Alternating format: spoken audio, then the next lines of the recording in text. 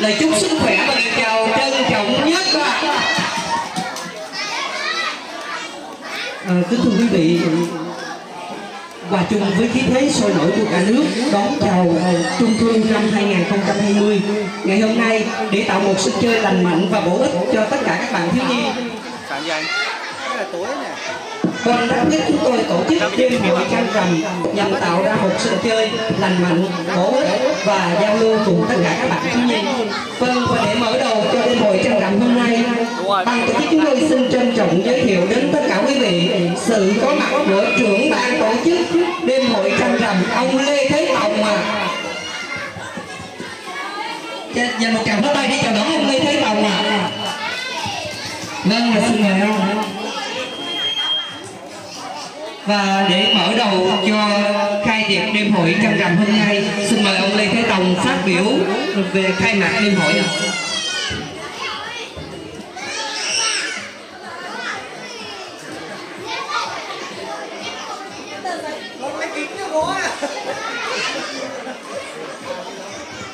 Kính thưa các vị đại biểu, kính thưa cùng nhân dân, thưa các cháu thiếu nhi, nhi đồng, hôm nay tạp hóa Thanh Xuân cùng các cô các chú có tổ chức cái Tết Trung thu cho các cháu để cho các cháu được vui chơi ở cái vùng biên giới hải đảo rất là khó khăn, nhưng điều kiện của chúng ta dù có nhiều ta hưởng nhiều có ít nhưng cái tình cảm là quan trọng. Thế rồi trong cuộc sống của chúng ta còn rất là khó khăn, nhưng không vì thế các gia đình phải cố gắng phấn đấu làm kinh tế để rồi chính các cháu là một tương lai của một gia đình, của một xã hội. Hôm nay ông thay mặt ban, ông cũng xin chúc các cháu một cái Tết Trung thu vui vẻ, đầm ấm. Chúc các cháu một năm học mới, học giỏi, ngoan, chăm ngoan, nghe lời ông bà cha mẹ. Nhân đây tôi cũng xin chân thành cảm ơn các vị đại biểu cùng các cô các chú, người hiếu công, người hiếu của để cùng nhau cái tạp hóa Thanh Xuân để làm một cái Tết Trung thu cho các cháu vui vẻ như ngày hôm nay. Xin chúc các vị khách cùng nhân dân các cháu sức khỏe dồi dào, hạnh phúc và thành đạt. Tôi xin chân thành cảm ơn. Vâng, và cảm ơn ông Lê Thế Tòng những tình cảm mà ông đã dành cho tất cả các cháu thiếu nhi. Và chúng tôi xin được trân trọng giới thiệu đại biểu bà Vũ Thùy Duyên, trưởng ban Đắc Quyết. Xin mời bà đứng lên đi, một tràng pháo tay thật lớn đấy ạ. Vâng, và xin giới thiệu đến quý vị một nhân vật nữa mà chúng ta cũng đã đang và đã chờ đợi. Vâng, bà Nguyễn Thủy Linh, chủ tịch Hội Liên hiệp Phụ nữ xã Quảng Trực. Và hai nhân vật nữa, anh là bộ đội Cụ Hồ. Hai nhân vật này đã từng giữ từng đường biên cột mốc để cho bà con nông dân yên tâm lao động và sản xuất. Vâng, xin được giới thiệu anh Mai Xuân Hợp và anh Hồ Văn Tám, đội biên phòng 11, 12 ạ.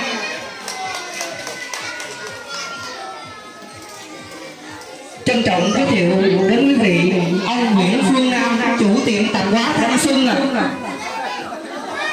và cùng tất cả các cháu thiếu nhi và quý phụ huynh, chúng ta hãy dành một tràng pháo tay thật lớn để chào đón đêm hội trăng rằm xin được phép bắt đầu. Cầm bài đi, cầm bài.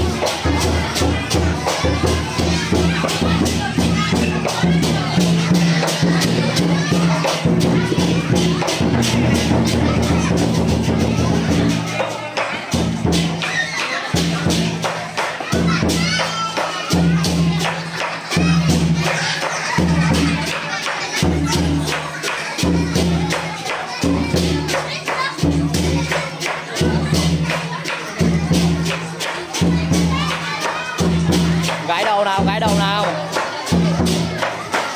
Gãi đầu, gãi đầu.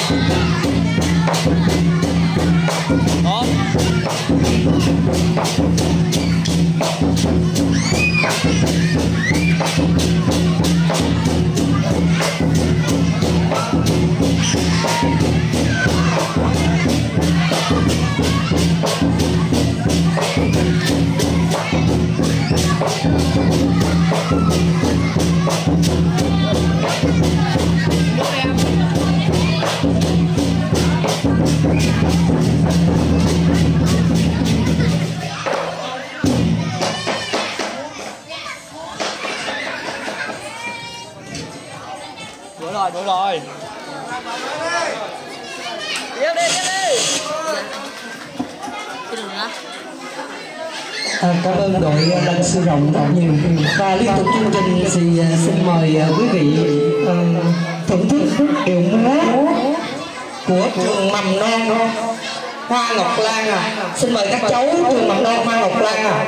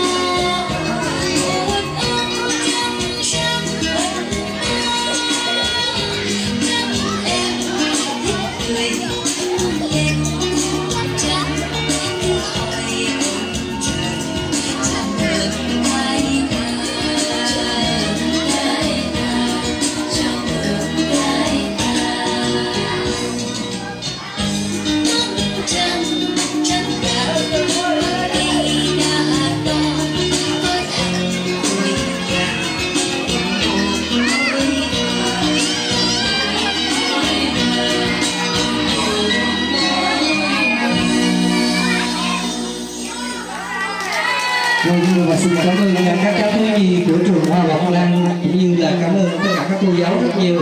Và liên tục chương trình là phần cảm ơn của ban tổ chức chúng tôi gửi đến các mạnh thường quân.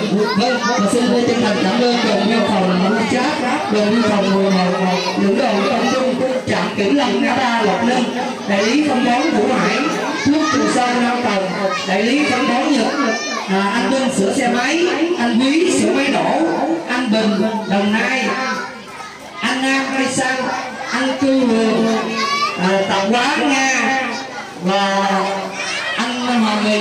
Và chúng ta dành một tràng pháo tay để cảm ơn tất cả các doanh nghiệp đã tài trợ cho chúng ta trong hôm nay ạ. Và liên tục chương trình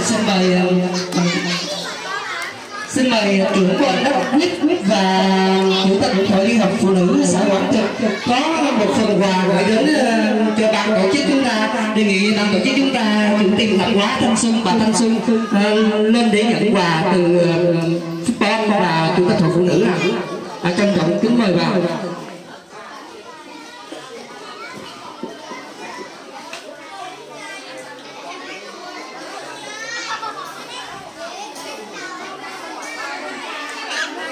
Vâng, và chúng ta dành một tràng pháo tay thật lớn để chào đón bà Duyên và bà Linh đã gửi đến một phần quà rất đặc biệt trong chương trình ngày hôm nay ạ.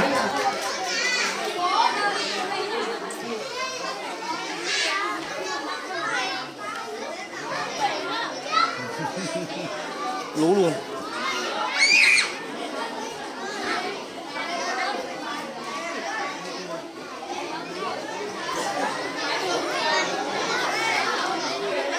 Và thay mặt ban tổ chức chúng tôi xin cảm ơn tấm lòng của chị Duyên và chị Linh đã gửi tới những phần quà cho các thiếu nhi ngày hôm nay.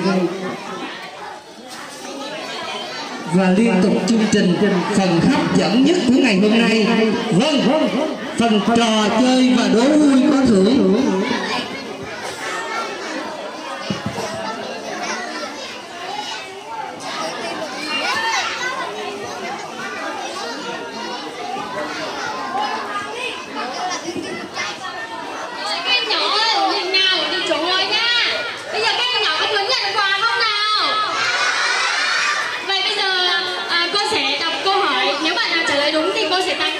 Lấy một phần quà nha.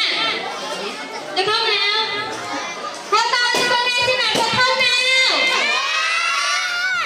Rồi, bây giờ cô sẽ đọc một cái câu hỏi rất là đơn giản luôn. Các bạn nghe rõ câu hỏi và giơ tay nhanh nhất để được trả lời nhá. Các bạn nhỏ có biết Tết Trung Thu là vào ngày nào không ạ? Bạn nào biết Tết Trung Thu vào ngày nào nào?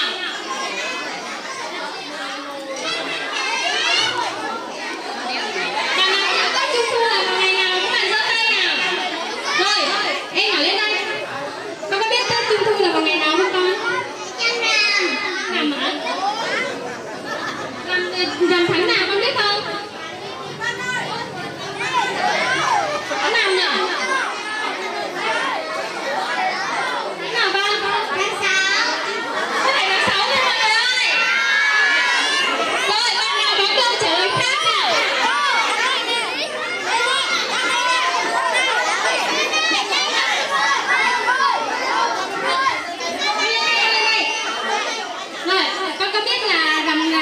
Trung thu là vào tháng nào không con? Ngày 15 tháng. Đúng rồi mọi người ơi. Rồi, chúc mừng tên nhỏ này nào. Cô Thu tặng quà tên nhỏ nha. Đây, cho anh này một phần quà luôn.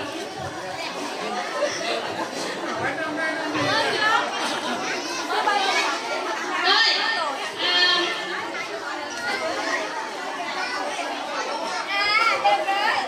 cô sẽ hỏi thêm một câu nữa nha. Câu này thì hơi khó một tí. Các bạn trật tự nghe rõ câu hỏi của Xuân nha. Con gì không bị bệnh mà người ta vẫn mua thuốc cho nó uống? Mọi người biết con gì không? Suy nghĩ nha. Suy nghĩ thế nào? Con gì không bị bệnh mà người ta vẫn mua thuốc cho nó uống? Các bạn nào có câu trả lời chưa?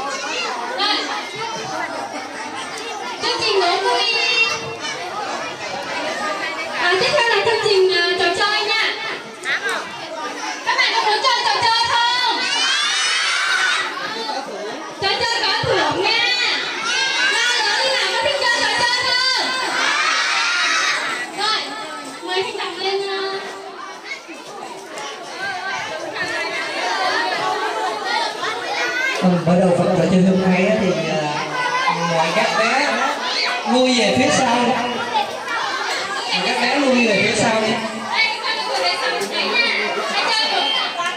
Trò chơi đầu tiên là trò chơi kéo co có thưởng, và xin mời 10 bạn đầu tiên.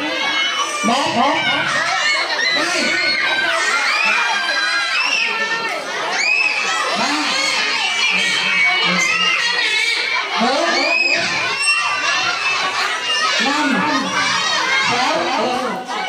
2 7 8 9 rồi còn người cuối cùng nữa rồi bé ở lại đằng sau nha, những bé còn lại thì mình ngồi xuống đây mình coi rồi là đằng sau.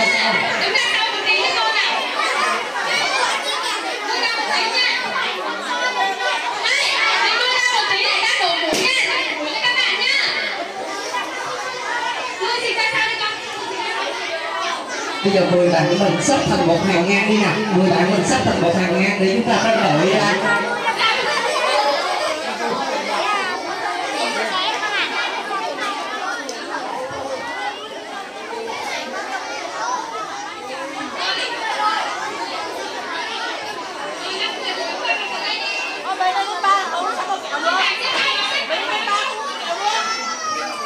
Để chúng ta chọn ra chia 10 bạn này ra làm 2 đội nha. Rồi bạn này bước lên, bạn này, bạn này, rồi bạn này, bạn còn bạn này bên đội luôn đây.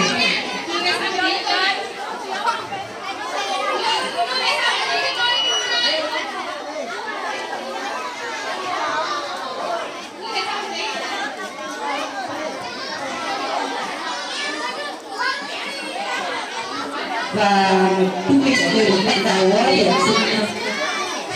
xin nói về cái bộ đội hồ chơi nha.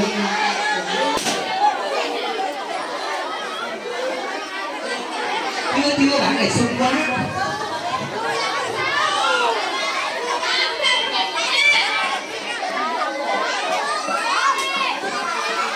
Khi nào mà đếm 1, 2, 3 thì các bạn ấy cứ kéo nha.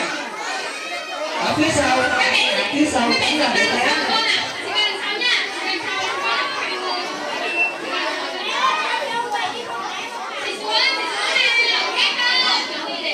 Và đây là một trò chơi có thưởng.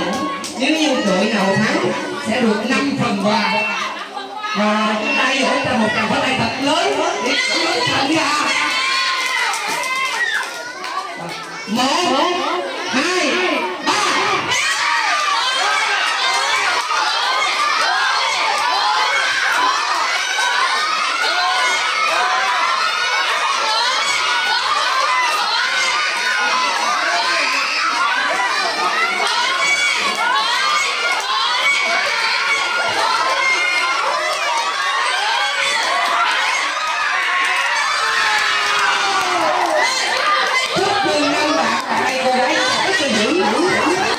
Cô gái ta rất là mạnh mẽ, đã chiến thắng 5 chàng trai phía bên kia rồi. Rồi chúng ta dành một tràng pháo tay chúc mừng cho đội chiến thắng đi ạ.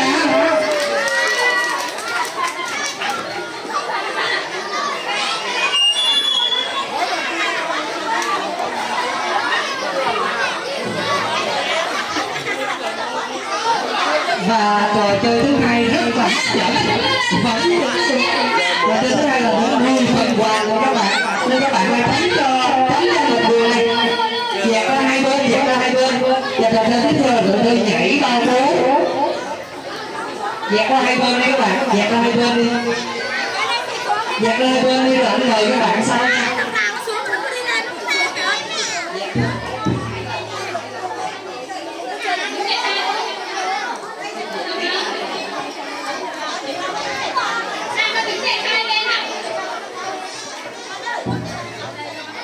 Và trò chơi nhảy bao bố thì chúng ta mời 10 bạn ạ.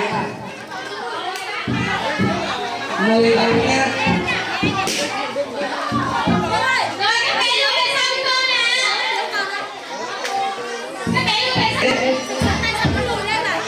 Mời bạn nữ lên. Rồi, bạn nào nữa, bạn đây, đứng lên. Đây, bạn thứ 3. Bạn nào chơi rồi thì dừng lại cho các bạn khác chơi nha. Rồi, bạn này thứ 4. Bạn này 5 bạn đầu tiên. 6 bạn. 7 bạn.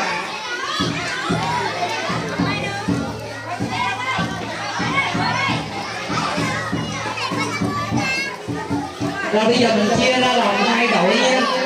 Các bé phía bên này nhỏ thì mình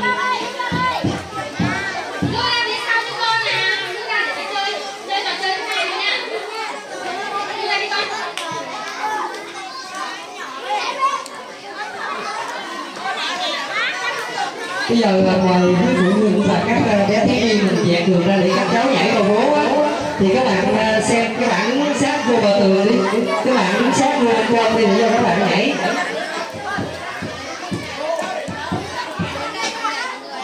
Mời 5 bạn đầu tiên này mình đi ra ngoài này để nhảy vô.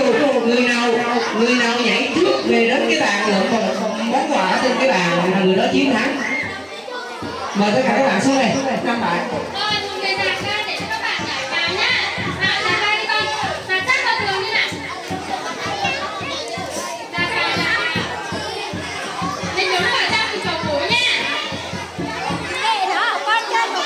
Chị Nga và chị Xuân cho các bé giãn sát vô bờ tường như thế, chúng ta bắt đầu.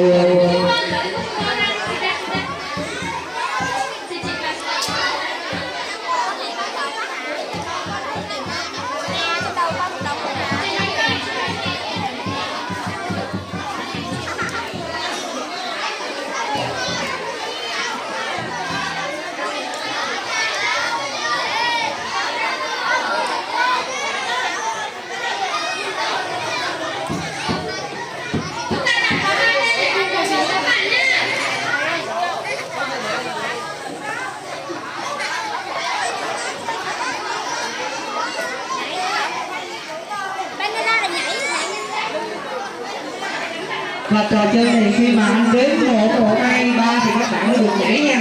Và hai bạn nhảy đầu tiên lên đây nhặt một sản phẩm trên cái mâm này thì các bạn đó là người chiến thắng. Và hai bạn nha, bạn người nhất và bạn người nhì sẽ được chiến thắng nha.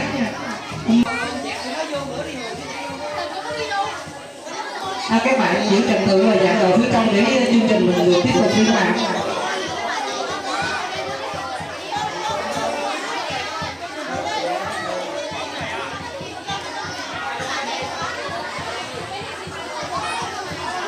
Và chúng ta ở hai bên thì chúng ta vỗ tay để cổ vũ tinh thần cho bạn bé bên dưới nha. Và cuộc thi nhảy bao bố xin được bắt đầu, nhưng mà đến 1, 2, 3 là các bé nhảy nha. 1, 2, 3.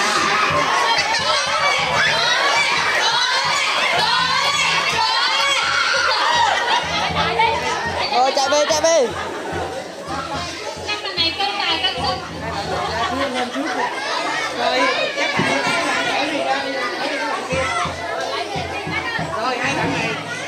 Dạ chưa, chúc mừng hai bạn đã chiến thắng. Hai bạn sang phía bên đây để nhận quà. Rồi con.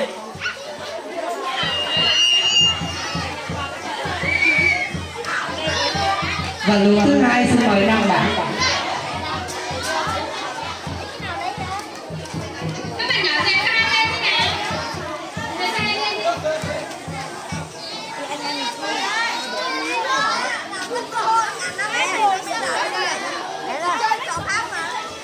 Dẹp tay lên các bạn tiếp theo nhảy nha.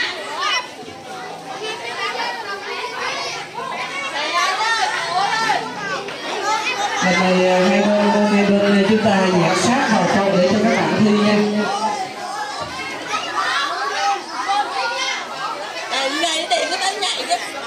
Người ta không có dính đâu mà sợ.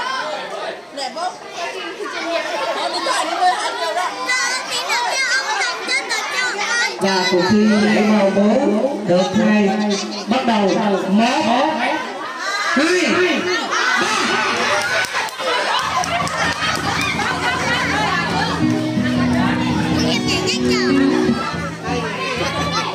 Rồi chúc mừng hai bạn chiến thắng, hai bạn nhận quà. Đưa hậu đâu rồi. Lên này, ta lên chỗ này đi. 1 bạn, 2 bạn, 3 bạn,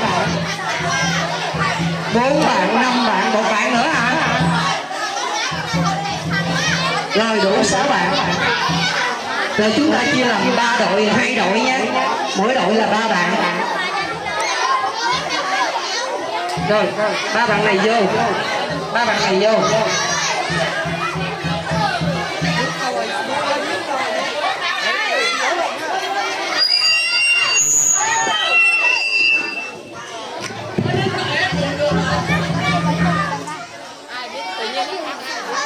Hello các bạn.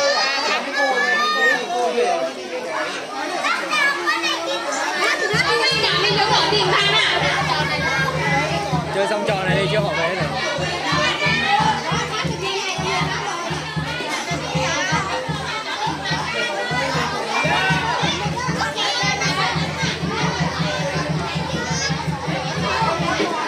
Lốt trò này đi, lốt trò này xem luôn đi chứ họ về rồi. Chơi này lâu lắm. Chơi đồ nữa.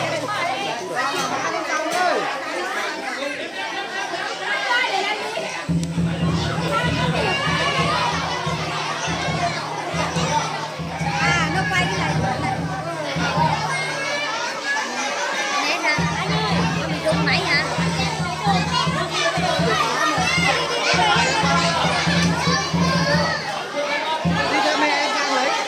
Rồi hai đội chúng ta vào vị trí chưa? Anh Quý đề nghị anh Quý cho các cháu ngồi sát vào trong để cho các bạn nhỏ chạy, để các bạn nhỏ chạy té đó.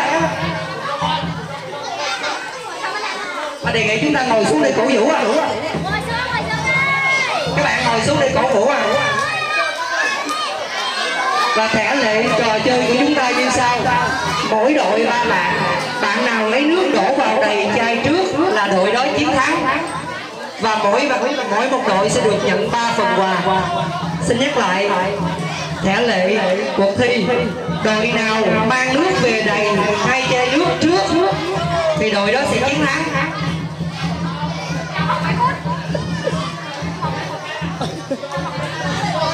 Đội nào nhiều hơn chứ đội nào đầy. Và cuộc thi sẽ được 2, 3.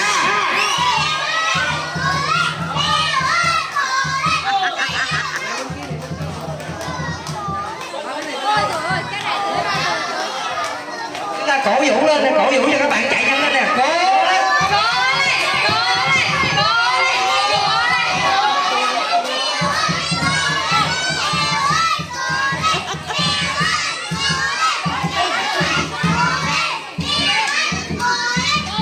Nhanh chân lên nữa nè các bạn ơi, nhanh lên.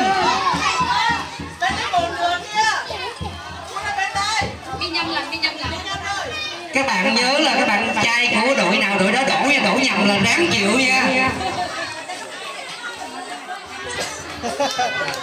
Cố lên, cổ vũ lên các bạn ơi, vỗ tay cho các bạn đi, nhanh lên các bạn ơi.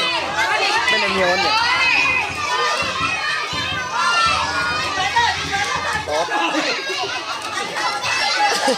Ôi trời ơi, sao mày hết rồi. Qua đâu nữa.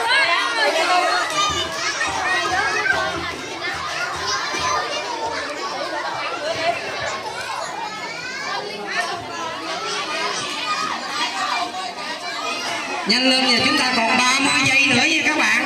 30 giây nữa nha. Bây giờ bắt đầu tất cả chúng ta đếm ngược lại nha các bạn. Bạn nào đếm ngược lại với chú nè. Đếm tới 30 nha. 1,